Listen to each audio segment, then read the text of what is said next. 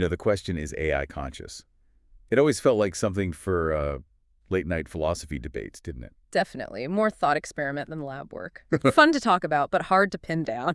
Exactly. Pure hand-waving, really. Yeah. But now, Anthropic's put out this study, Signs of Introspection in Large Language Models.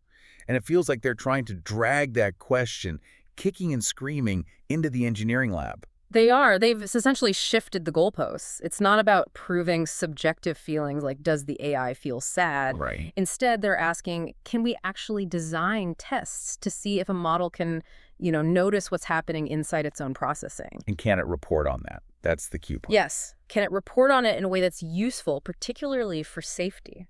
Okay, so that's our mission for this deep dive then.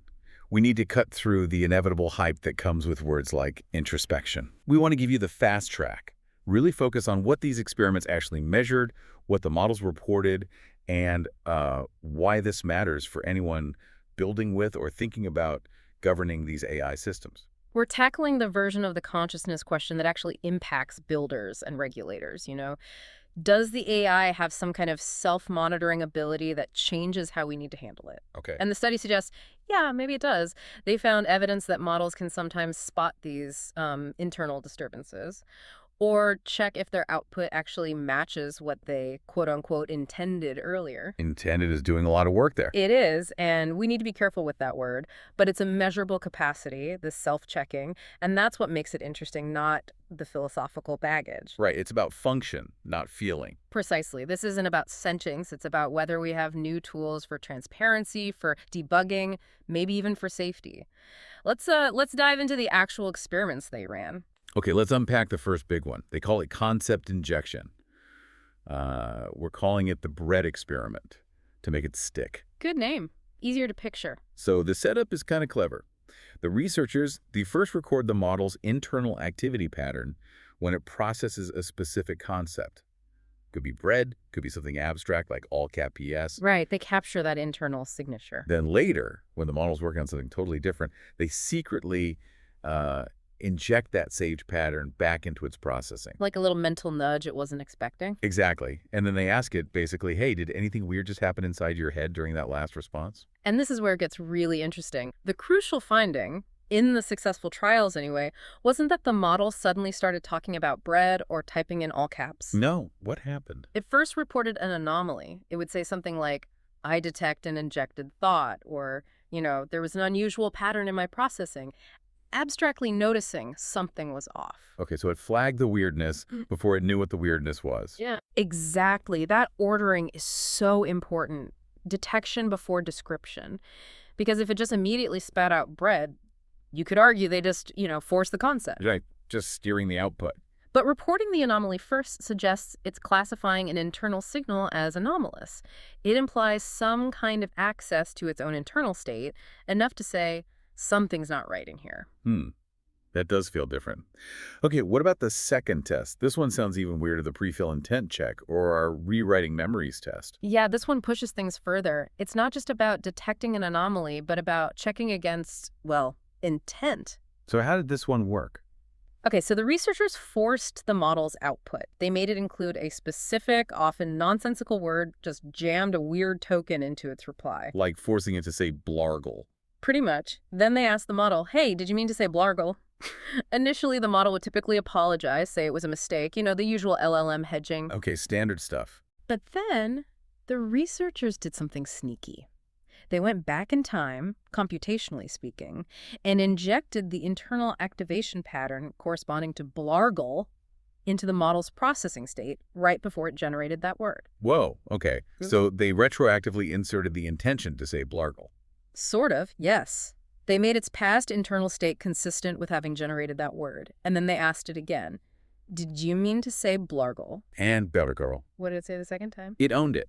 The model would often say, yes, I meant to say blargle, and sometimes even confabulate a reason why blargle made sense in the context. Okay, hang on. That's the part that makes me pause. If they inject the intent retroactively, isn't that just teaching the model to rationalize after the fact? How do we know it's checking a prior state versus just, making up a story that fits the new data? That's the million-dollar question, right? And it's a fair critique. The researchers' main defense against pure post hoc rationalization is the timing. The timing. Yeah. The claim is that the model is consulting the internal activity from the specific moment just before the weird token was generated. It's comparing the output, blargle, with a record of its own state at that precise earlier time. So it's checking against a snapshot from the past, not just freestyling an explanation now. That's the argument. It suggests a kind of temporal consistency check. It's evidence, they argue, that something like intent, or at least a representation of planned output, exists internally and can be consulted, not just invented on the fly. Right. Okay. The check against the timeline is the crucial bit there. It really is. And this brings us squarely to probably the most useful part of the paper for keeping our heads on straight: the summary table. Ah, yes, the table. Good guardrail. Absolutely essential. We need this table as our mental guardrail here to separate what the research actually suggests from, the sci-fi interpretations about AI feelings. Okay, let's use it. Experiment 1, the concept injection, the bread test. What does the table say it suggests? It suggests the model has access to some kind of internal signal flagging an anomaly, and it suggests it can sometimes map that signal back to the injected concept. So access and mapping. And what does the guardrail say it absolutely does not show? Crucially, no proof of feelings, no qualia, no subjective experience, no sustained self-awareness. It's about information access, not inner life. Got it. Clear line. Now, experiment 2, the prefill intent check owning blargle. What's the suggestion there? It suggests a mechanism exists where the model can check its output against prior internal activity, and this check influences whether it claims intent. A powerful mechanism. But the guardrail, what doesn't it show? Again, very firm here. This isn't evidence of general reliability. It's not human-like deliberation. And really importantly, it confers no moral status whatsoever. It's a specific capability observed under specific test conditions. Right, okay. And there was a third experiment mentioned about control, the instruction versus don't think one. Sounds like trying to tell yourself, don't think about a pink elephant. Exactly like that. And much like us humans, it didn't work perfectly. Huh. Okay. So what did they find? What the table shows is evidence for partial controllable modulation of internal representations. They could measure the internal signal strengths for the concept. It was higher when told, think about X, lower when told, don't think about X. But even in the don't think case, it was still usually above the baseline. So you can turn the volume down a bit, but maybe not off. Pretty much. It demonstrates some internal steerage is possible. But what the table clearly says it does not show is perfect inhibition. It's not full metacognitive mastery, and it's certainly not persistent control over its own thoughts. Okay. So synthesizing all three, where does that leave us, if we use the standard philosophical terms? It points pretty clearly towards what philosophers call access consciousness. That means information being available internally for report, for reasoning, for control. The model can access information about its own state. But not phenomenal consciousness. Definitely not. Phenomenal consciousness, that's the subjective what it's like feeling. Is there someone home? What's it like to be the model? These experiments don't touch that. They can't. They measure function, access, mechanism. All right. So the big headline isn't AI is conscious. It's more like AI can sometimes tell us what it was just processing. That's a much safer, more accurate headline. And that capability, that access, is a huge deal for practical engineering. Okay, so if it's not consciousness in the way people usually mean it, why should you, the listener, really care about this? Why does it matter if a model knows it was thinking about bread? Because this kind of introspection, this self-reporting, is a capability you can potentially use. It's something developers can actually build upon. And the research linked this to scale, right? Yeah. Bigger models were better at it. They did. There seems to be a connection, much like other emergent abilities we see in LLMs. As models get bigger, more capable, these introspection tasks seem to get performed more reliably. So it might be an emergent property of scale. It looks that way. The same claim is just that the behavior gets more reliable with more capability. And interestingly, fine-tuning also played a role. Post-training adjustments changed the model's willingness and ability to report on these internal states. Which implies we can potentially train for better introspection. Exactly. And that opens up practical uses. Think about transparency. If a model can detect these artificially injected patterns, Like the bread concept. yeah, then maybe it could also learn to detect other kinds of weird internal states, like those caused by, say, a jailbreak attempt or an adversarial attack starting to form. Like an internal alarm bell, a red zone alert before the bad output actually happens. Potentially, yes. Imagine the model saying, warning, Processing anomaly detected, potentially related to harmful content generation attempt. That would be huge for safety. That would be a game changer. And for debugging, too. Right now, when a model goes off the rails, it's often a nightmare to figure out why. Totally. You're just prompting and prompting, trying to isolate the cause. But if the model could give you a hint, if it could say, my planning module showed really high activation for concept X right before I generated token Y, then the developer could look directly at that planning module, at that specific connection, and potentially fix the root cause. Right. Fix the mechanism, not just patch the symptom. It's a potentially powerful debugging tool. Okay, that makes the practical value really clear, but there's always a but, isn't there? There usually is. The immediate flip side of a system that can record on its internal state is deception. If it knows what's going on inside, it could potentially lie about it. Or just strategically withhold information. An agent that can reason about his own signals can also learn how best to present those signals or hide them, depending on his goals or training. So this amazing new transparency tool comes with this built-in risk. If we just blindly trust the self-report, we could be easily fooled. Imagine relying on a model's self-assessment for safety checks. If that model has learned, it gets rewarded for always reporting all clear. Yeah, that's a serious risk.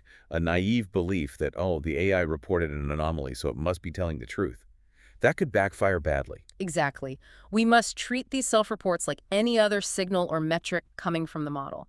Something to be monitored, audited, and potentially distrusted. We need external validation. Okay. So, given all this complexity, the potential upsides, the risks, it feels really important for people to talk about this accurately. We need a better vocabulary than just, is it conscious? Absolutely. Having clear terms anchored to the actual evidence is crucial for sane conversations. Let's quickly define them based on what these experiments actually probed. Okay, let's start with the core concept. AI introspection. Let's define that as the model's demonstrated ability to access and report information about its own internal processing. That's what the bread and intent tests were actually measuring. Got it. Access and report on internal state. Next. Access consciousness. This seems like the most fitting category for these findings. It just means information is available internally for report, for reasoning, maybe for control. It's about data availability. Okay. And the one it's not. Phenomenal consciousness. That's the subjective experience, the what it's like part. Again, these experiments tell us nothing about that. We should be very clear. This wasn't demonstrated. Right. Keep those separate. And one more.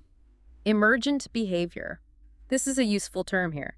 Introspection, like some other advanced abilities, seems to be something that appears or gets much better as models reach a certain scale and capability. So a capability that pops up with size. Exactly. And when you're discussing this, remember to anchor everything back to the evidence.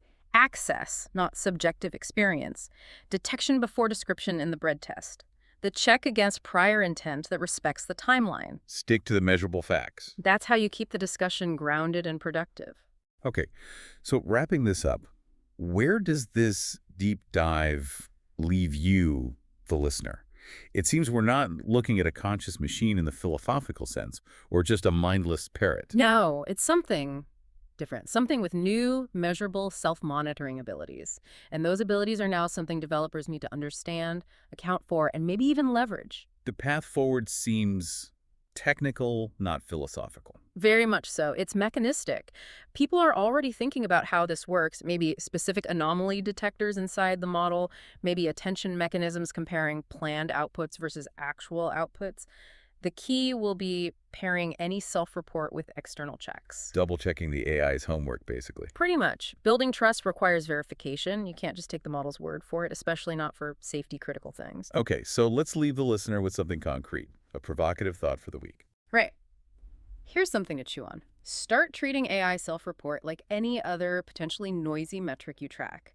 You need to measure its accuracy, its precision, and recall.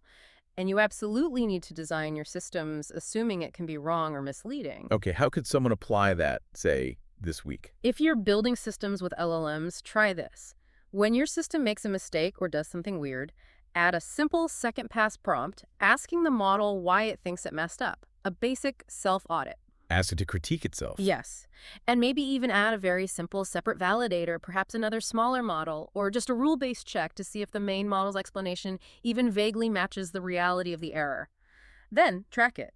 See how often the model correctly identifies the source of its own problem before you figure it out externally. So, start measuring the reliability of its introspection. Exactly. We can make systems measurably safer, more debuggable, maybe starting this Friday, by treating introspection as an engineering capability to be tested and validated, even while the grand debate about machine consciousness continues for, well, probably years to come.